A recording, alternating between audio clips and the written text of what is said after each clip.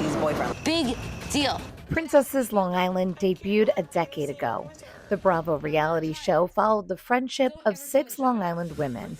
It featured Long Island destinations, complete with a heavy dose of drama. But after just one season, the show and many of the friendships came to an end. So what better place to catch up with some of the princesses than Oheka Castle? Hi! Roslyn's Ashlee White is the only former princess who calls Long Island her full-time home. It's been 10 years since I got mic'd up.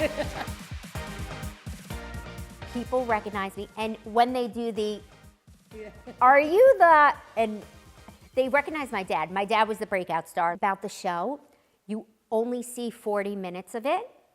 You don't see the entire, we filmed for hours. You don't see that. I moved back to Long Island when my mom passed. Ashlee spent years taking care of her mom. My mom had Alzheimer's. It's so hard. My family and I were her caregivers for about 5 years. And now gives back to many charities and is also a mental health advocate. And also, I'm a huge wrestling fan.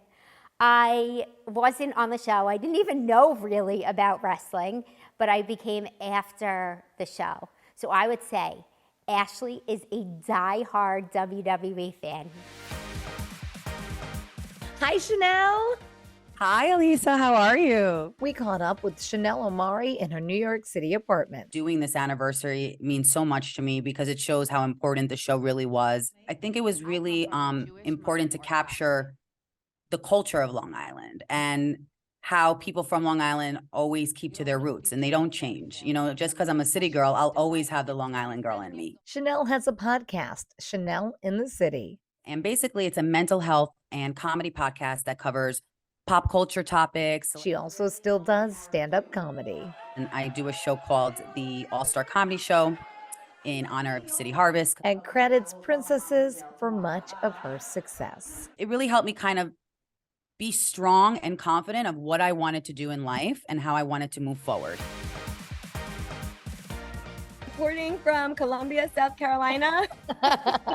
I really do miss Long Island. I haven't had a bagel since I left. Amanda Bertoncini moved to South Carolina with her husband in February. Well, my husband's Steven. He's a South Shore boy. So this North Shore girl married a South Shore boy. He's from Massapequa. Sometimes when I see pictures of some of these ladies, it just brings back this nostalgia in me where I just want to go back to that place. But, you know, I always have a soft spot for all of the ladies in my heart. I was 26 years old and I was trying to navigate all these parts of my life.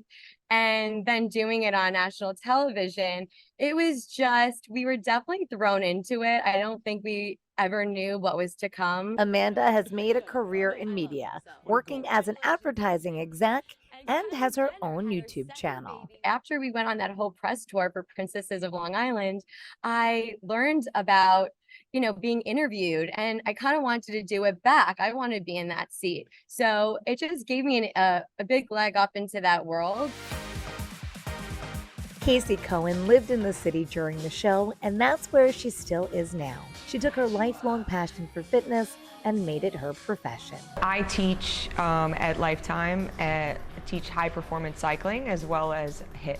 I'm in the best place I've ever been, and being single in the city has allowed me to really work on myself. I am beyond happy that I did the show. I honestly would do it again if I was given the opportunity. For me, it really gave me the chance to step into who I was and deal with any kind of issues that I had and heal. So will we ever see the princesses reunite and share the screen again?